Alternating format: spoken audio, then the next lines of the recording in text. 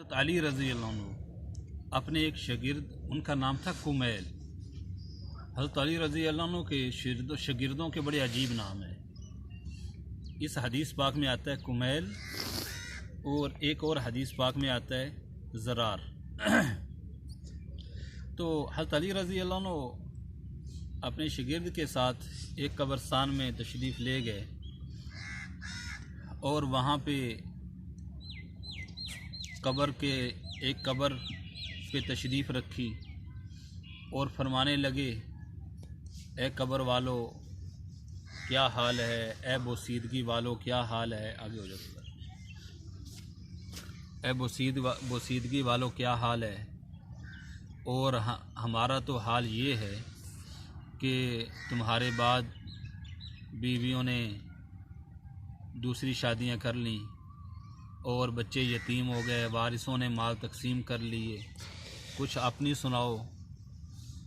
اس کے بعد فرمایا، اے کمیل، اگر یہ لوگ ان کو بولنے کی اجازت ہوتی اور یہ بول سکتے ہوتے تو انہوں نے یہ کہنا تھا کہ بہترین توشہ وہ تقوی ہے، اللہ کا ڈر، اللہ کا خوف، یہ بہترین چیز ہے دنیا کے اندر بھی، مرنے کے بعد بھی۔ یہ حضرت علی رضی اللہ عنہ فرما رہے ہیں بہترین توشہ وہ تقوی ہے۔ اس کے بعد فرمایا، اے کمیل، دنیا یہ دھوکے کا گھر ہے، اور موت پر بات واضح ہو جاتی ہے، سارا کھل کر سامنے آ جاتا ہے، کیا کیا کیا پایا، سب کچھ سامنے آ جاتا ہے ہر بندے کے۔ کسی نے پوچھا نائی سے کہ میرے بال کتنے بڑے بڑے ہیں، اس نے کہا ابھی تیرے سامنے آ جائیں۔ تو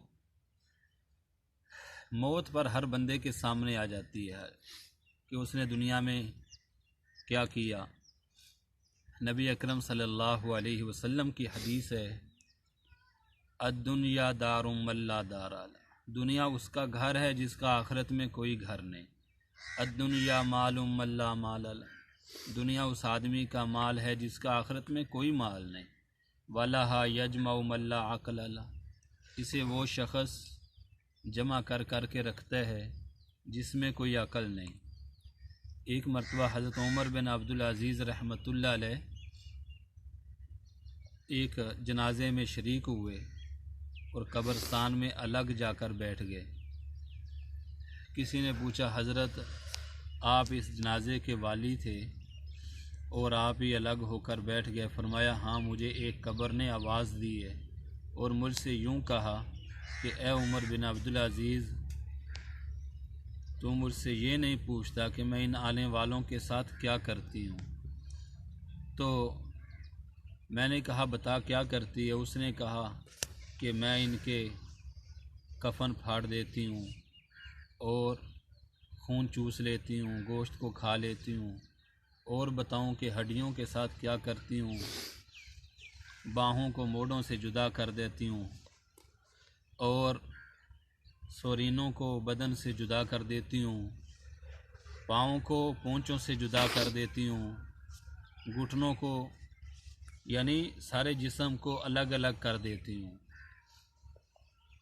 یہ سن کر حضرت عمر بن عبدالعزیز رحمۃ اللہ علیہ رونے لگے اور فرمایا کہ دنیا کا قیام بہت تھوڑا ہے اور اس کا دھوکہ بہت زیادہ ہے۔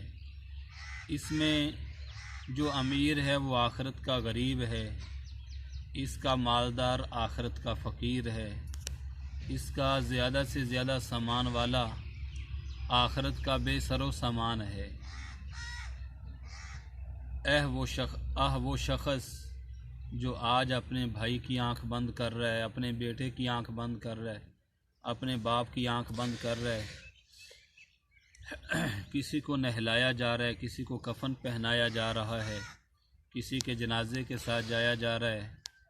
ایک بزرگ، ان سے کسی نے پوچھا کہ یہ کس کا جنازہ جا رہا ہے؟ انہوں نے فرمایا، بھائی یہ تیرا جنازہ ہے، اگر تجھے یہ بات بری لگے تو پھر میرا جنازہ ہے۔ یعنی یہ نہ پوچھو کہ یہ آج کسی کا جنازہ ہے، آج تو کسی کا ہے، کل کو ہمارا ہے۔ اس لیے نبی اکرم صلی اللہ علیہ وسلم سے پوچھا ایک شخص نے، الکیس یا رسول